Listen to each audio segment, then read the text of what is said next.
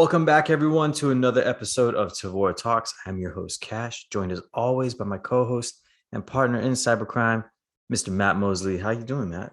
How's it I going? am doing great. If I was doing any better, it'd be a crime. Who's that guy that says that all the time? Yeah, Who I don't know. says that? Super cheesy. He's the financial baby steps guy. I forget his name. Anyways, I'm doing well. How I about you? feel like I feel like that needs to be on a T-shirt or a bumper sticker or I something think like that. that's his catchphrase. What is that guy's name? I'll look it up. But how are you doing, Cash? Yeah, I'm good. I'm good. Just trying to stay ahead of these cyber crimes, I guess, right? Yeah, Keeps Dave us Ramsey. employed. That's his name. That's funny. Google Dave, for the win. Google for the win. But yeah, so let's kind of jump into it. Talking about some cool stuff. You brought this up to me earlier today. You say, hey, there's this crazy new malware coming out. It's called, or it is out, I guess, now, right? It's like not coming out. Imagine if you knew about the malware. It's like, hey, we're going to drop this on Tuesday. Little press release. Hey, we got an Yeah. awesome piece of malware coming out. Beware, beware. I'm sure they do that though. But yeah, let's talk about this one. It has an interesting name. It's called Daxin. Yep. And I guess at the very like high level of it is it's a backdoor, right? It's doing some backdoory stuff, and I'll kind of let you fill me in a little bit more on about it. I kind of started reading a little bit into it, but I think you got the meat of it. So what is it? What's Daxin? What is this about? Yeah. So the threat researchers from the group that brought us Stuxnet, Semantic, Okay. have discovered, or I guess already discovered back in November, but it's just seems like more and more is coming out. That this new malware backdoor Daxin has been really infiltrating uh, governments and infrastructure that is of interest to China. So they believe that the threat actors behind it are linked to China, and rather than destroying data or encrypting it, ransomware type stuff, they strongly believe that this is part of espionage. That there's some data being exfiltrated. It's got some pretty advanced techniques for taking over TCP connections and routing that information back to the command and control servers. So pretty interesting. I guess it burrows pretty deep into the Windows systems. No information about Linux or anything like that. But it's surprising that it's the most advanced piece of malware, according to these researchers. But it says with a caveat, most advanced linked to China actors. So I don't know if Stuxnet or Dooku or Flame are still at the top of the list, or if this Huh. is taking the list or taking the top of the list. But it's interesting to always read about these things. I don't know. Have you delved deep into Stuxnet at all? Yeah, I remember we kind of talked about it a while back. Mhm. That was a pretty advanced attack for sure. Yeah, yeah, yeah. That one, dude, the geek in me when that came out. I think I was in Vegas for like a bachelor party, which when guys go to a bachelor party, that's they're not thinking about malware and espionage. Yeah. I remember sitting in my hotel room. The rest of my buddies are going out, and I'm just sitting there reading this, like, I think it was like 20 pages that Semantic had written about Stuxnet. And my friends were just in disbelief that I was that much of a nerd, that I wouldn't join them. I ended up joining them later, of course. You have to. It's a bachelor party. But man, I definitely geeked out on that. So I'm interested in more details about this Daxin. I haven't heard, other than it being like a kernel level or kernel driver for Windows, and that it does some pretty creative techniques for TCP TCP connections. I'm trying to really understand what makes it so sophisticated, because I mean, back when Stuxnet, and then later on we found Dooku and Flame, and then I guess Regin, those all seem to, really cash in on 0-day vulnerabilities. And Okay. while this one does live off the land, it doesn't seem like it has any new 0 days that I've read. It's using like PS exec, which is a tactic that we are all familiar with, Yeah. and I'm still struggling to understand. Maybe someone from Semantic or someone out there can tell me why it's considered to be the most sophisticated piece of malware coming out of China. So I don't know. I'm kind of looking into their full report that mhm. Semantic put up, and we'll definitely put this link up. And it seems to be doing some interesting stuff. It's like, so it's loading into, it's a DLL, right? That's what it says here. Let me see. I kind of lost my place. Yeah. Where was I going with it? But like no mention of 0 days, right? Like No, it doesn't really mention any kind of 0 day. It says it's like hooking into the network driver interface specs layer, and it's just modifying all these things like NDIS open block for TCP/IP protocol, and I don't know. It's just really driving down into the registry layer of everything, which yeah. is pretty. And they I said, like in their words, low level. And I mean, low level, I'm thinking like BIOS or, you know, before the operating system. But this sounds like it's just really living within Windows, which is fine. I'm just surprised that it's getting this title is really, I guess, my biggest gripe about the whole situation. Um, they're calling it the most sophisticated piece, and I'm just failing to see in this report where what makes it so advanced. But nonetheless, it's interesting. It's always really cool to watch these things unfold. I mean, if you're the government, it sucks, but but from an outsider looking in, when these governments, even the US and Israel and Russia and everybody, when they use these technical weapons, you're at a disadvantage, right? It's not like back in World War II when you dropped your sophisticated bomb, like the nuclear bomb, right? It's destroyed.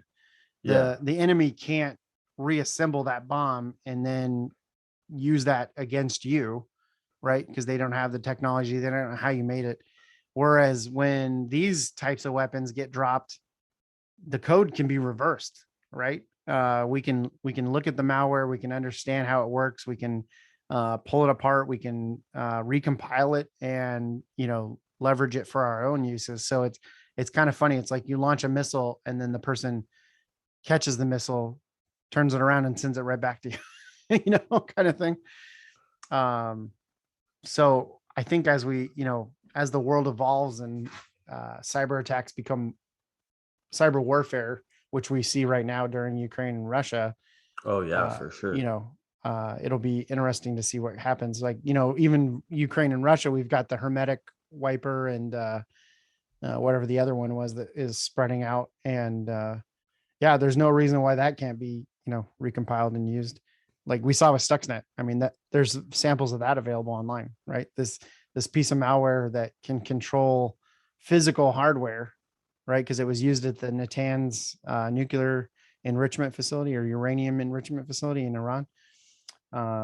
It was basically told the centrifuges to spin out of sync or off kilter so that they would ruin the uranium, but it would report back that everything was normal, Wow. which is really fascinating. But they've said, like, researchers have said, worst case scenario, like this stuff could be used to crash airplanes. That's the level of sophistication that Stuxnet had, on top of the fact that it used 0 days, right? Like initially it reported, I think it was like 14 0 days. I think when it was all said and done, it was like 5. And then another one came out, 10 years later or whatever it was, that we didn't even know about for a decade. Did they say who was behind Stuxnet? Not officially, but I mean, it we can was kind of Israel and the guess. United States. Yep. Yeah, I was gonna say we can kind of guess. Yeah, yeah. Well, that was the suspicion, and then I think Edward Snowden may have leaked that we were, like, confirmed some information about it. I'd have to research that a little bit more, but I do believe it's pretty well known now that US and Israel were behind it. So I mean, it makes sense. There's like, trying to dismantle Iran's nuclear program. What a creative and lucky thing that happened for right, everybody. right, exactly. And there was some references, like in the code to certain. Israeli events in history. And I think there was even like a named uh, like call point in the code that was after a certain person that's prominent in Israeli history. So it was like pretty obvious that, or it wasn't obvious. I wouldn't say that. It was more like whoever wrote that either wanted to claim that it was for Israel or make it look like it was Israel. So it was, Yeah. yeah, it was I'm like gonna say the everything latter. pointed to Israel. Yeah, I'm gonna say the latter. Right. Yeah. But yeah, it's really, this stuff is, I mean, I love it. I love reading about this stuff. I love diving in deep about it. It's really interesting to see how the different governments are attacking each other and what is to come. You know, I've always said that like we're going to come up on a future real soon where you know, people do swatting and stuff like that, but people are going to eventually do denial of services to people's houses, you know, because with smart homes and everything like that. And the same thing at that's at the like local civilian level, but you know, at the infrastructure and nation state level, like what are these countries going to do to each other on a cyber level, right? We've already seen Yeah. some test runs with, you know, power grids going offline, especially like in South America. Um, and even here in the US, I would say there's probably been some test runs that we don't admit to, but like the New York one that happened in like, you know, 2009 or 2010 or whatever it was. So, but anyway, I'll get off my soapbox. I'll stop talking, but it's all really fascinating. No, it is. I mean, I've kind of like, I think addressed this a little bit in the past, right? It's like the attackers out there. I think the biggest thing is you see in the movies, for example, right? You say something simple like power goes out. And then, of course, in the movies, power goes out causes like the most extreme chaos that can probably unfold, right? Like the dam like overflows and it floods the whole world, or the Exactly. Yeah. missile silos accidentally start launching because their battery systems run out or whatever, right? But I think the biggest thing here is in these kind of nation state attacks is as long as the nation state themselves are maybe part of the attack, I'm just hoping it's a little bit more calculated, right? To prevent mass civilian casualties and stuff like that, right? Right. Yeah. Like go after the infrastructure, go after the systems, don't go after people. Exactly. And when it comes down to killing infrastructure, I recently watched this special on Netflix of Chernobyl, right? That it was like 6 episode miniseries they put together. And dude, like if a nuclear power plant really goes haywire like that one did in Chernobyl, luckily they were able to, put their minds together, figure out a way to at least contain the spread of the uranium. But if they couldn't in time, that really impacts the world as a whole. Right. Something like that. And my biggest concern with all these like cyber warfare is that it's not in the hands of the nation states. Maybe there's some script kiddie that's like, oh, let me join the party too, you know? And what happens there? How do That's you? the scariest part, right? Is Mhm. that, you know, anybody anybody can get their hands on the Stuxnet code, and what they want to do with it is who knows, right? Like Yeah, totally. the C source code is out there and they can rewrite that. And that's Stuxnet. That's something that was developed 20 years ago or whatever it was, 15 years ago, and we're still finding stuff out about it a decade later. And then you've got other ones that are even more advanced than that. It's like it's kind of a little terrifying. Yeah, I mean, I'm kind of reading a little bit more into this other malware that we talked about initially, the Daxin, and it is pretty interesting. They're doing a lot of stuff. They're really manipulating a lot of the TCP protocols. Yeah, that was pretty cool.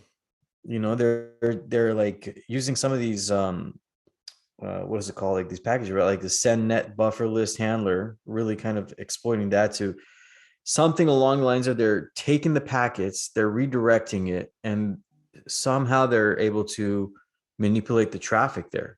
So the packets come back, they say drop, but then it gets sent again out, and it's getting sent again out to the wrong place. And in between all this, I mean, long story short, they're just hijacking the TCP connection, right? Yep. Yep. And that's pretty crazy. I mean, they're Yep. really going down. Yeah, It's tough it's to detect, right? From a responder point of view or from an analyst point of view. Oh yeah, absolutely. I mean, like a lot of these, like next gen antivirus things that we do, a lot of behavior detection, and I feel like the behavior detection, as far as I can understand it and how it works so far, it's like, is this application supposed to be doing what it's doing, right?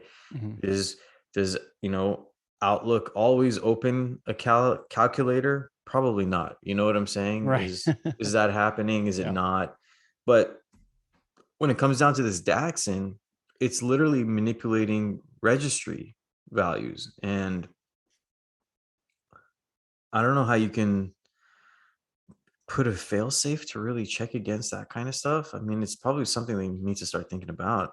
Well, and top of that is that these are hijacking it's learning the patterns of the TCP connections and then hijacking those connections. So if you're blocking,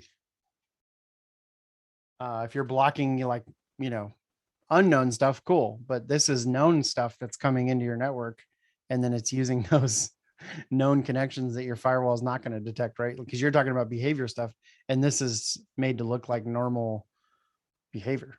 Oh yeah, This it's is gonna. expected connections that are supposed to go out. So it's So I pretty. mean, So like, that part's pretty clever.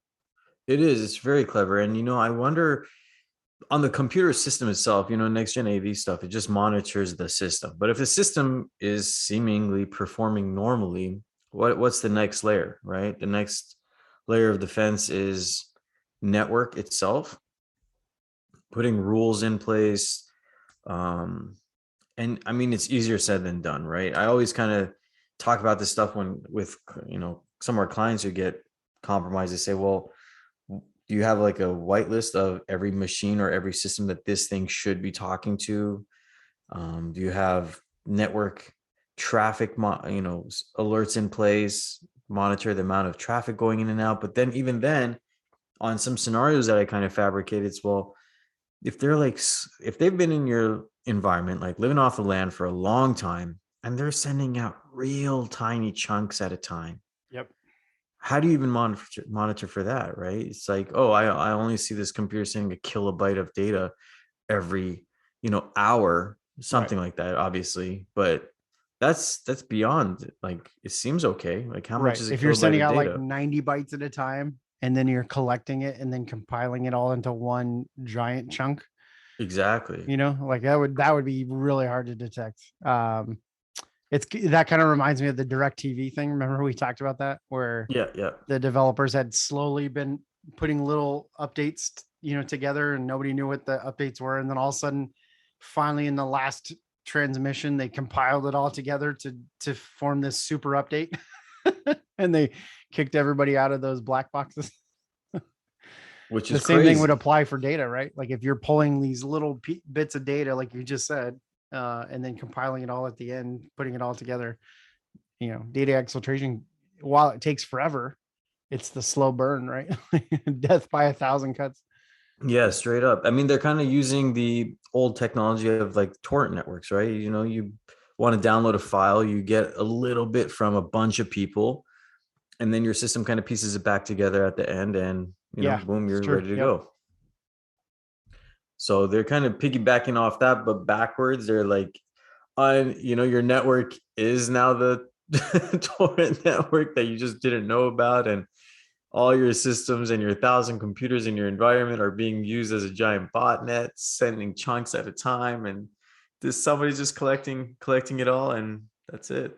There goes your data. There goes everything, right? Now we just need the threat actors to watch that episode of Silicon Valley where they talk about compression, Yeah, yeah, yeah. all What a angles, middle out, all inside angles. out. Middle out compression. It's a great show. But that is a great show. So Absolutely. there is a cool book called At War, and it's written by Shane Harris, and it talks about electronic warfare. It goes into some pretty cool stuff if you get a chance to read that. And then also you mentioned the Netflix thing. 0 Days is a documentary, and it's all about Stuxnet, and it's a pretty cool video documentary. I don't know if it's on Netflix though. It could be. 0 Day. That sounds kind of cool.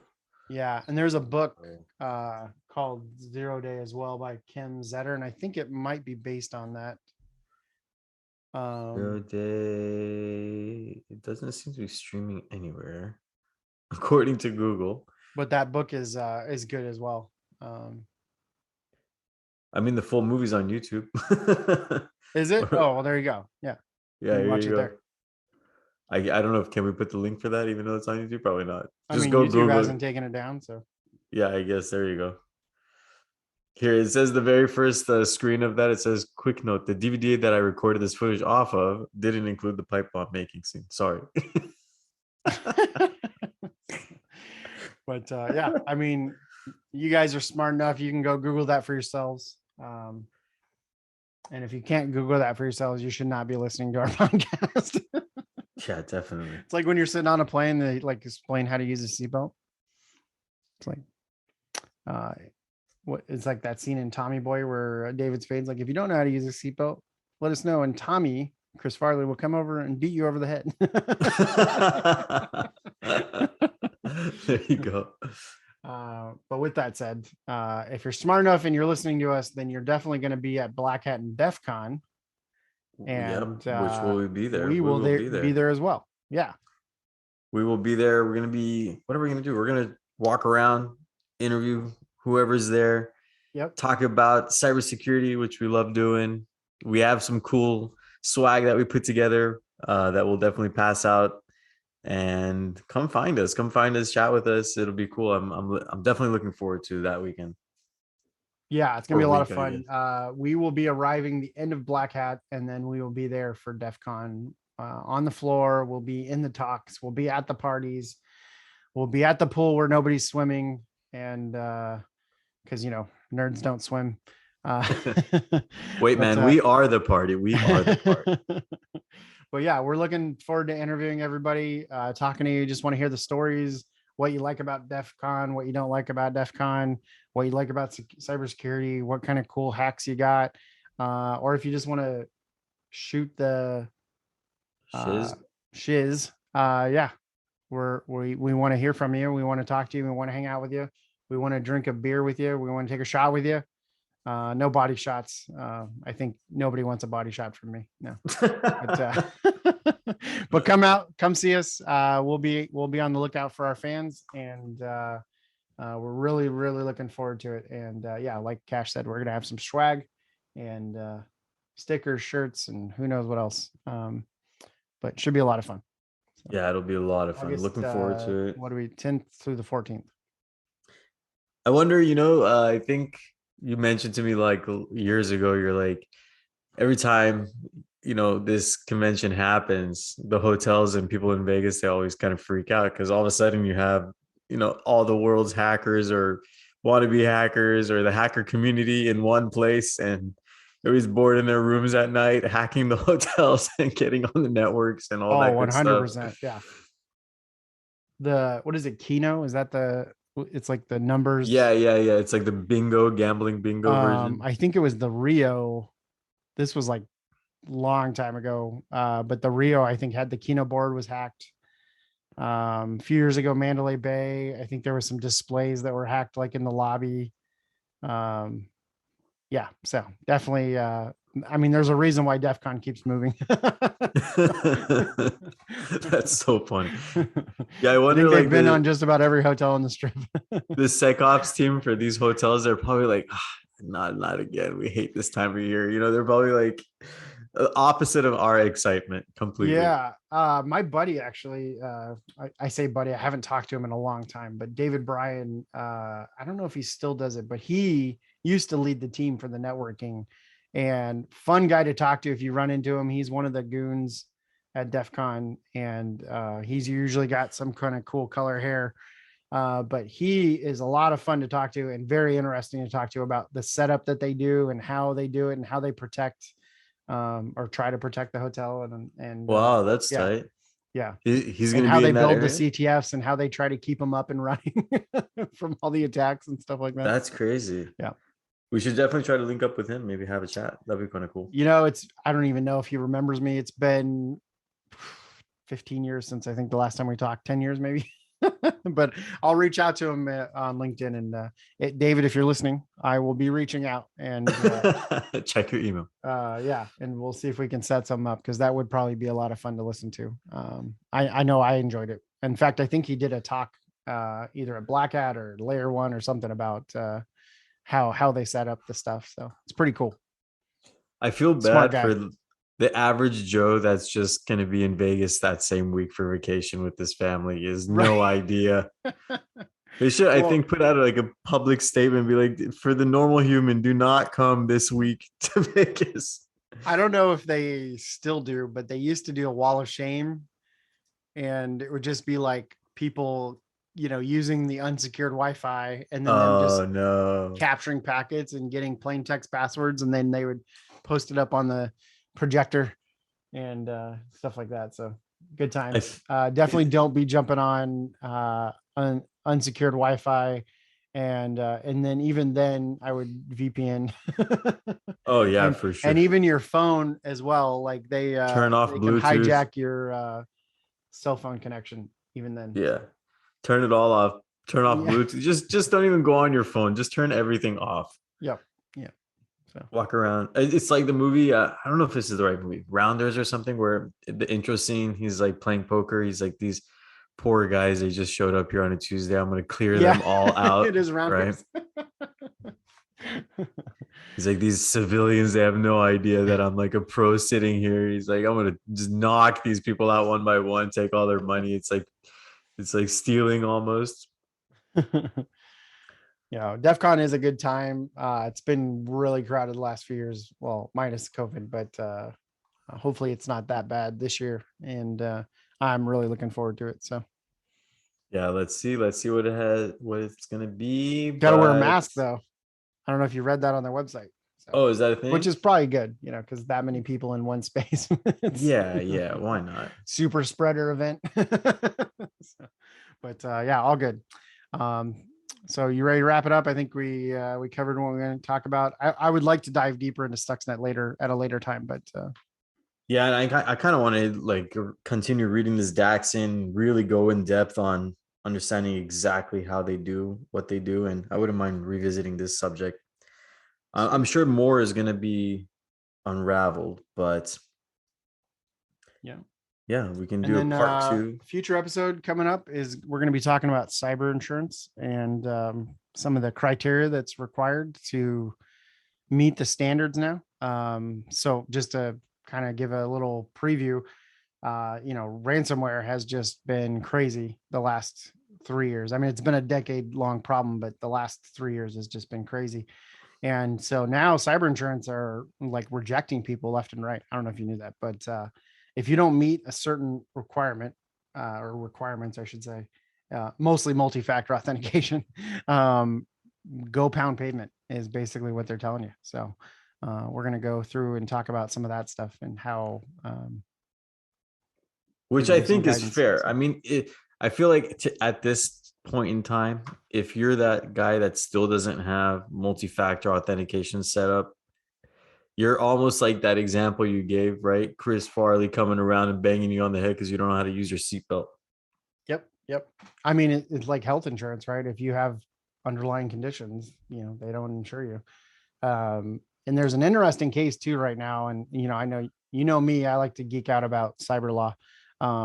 But we're going to see how it plays out. A certain insurance company, I'm not going to say who just yet, but has sued their insuree because they failed or lied about certain requirements that they were Oh supposed to wow. have, like multi-factor authentication, and they didn't. And then they got breached with ransomware and tried to collect the money from the insurance. And now the insurance is like, nope, we want that money back. So it'll be interesting to see how that plays out, because that's going to set a huge precedent for future cyber insurance cases. So Yeah, let's definitely dive into that because I always bring that up to clients, right? I say, if you do, in a breach or for some reason you do get audited, right? How do you prove a clean bill of health? yep. Or on the other end of it, let's say you got like a fake email that says, "Hey, we attacked you," but you don't find anything. How do you prove that you're clean? It's a little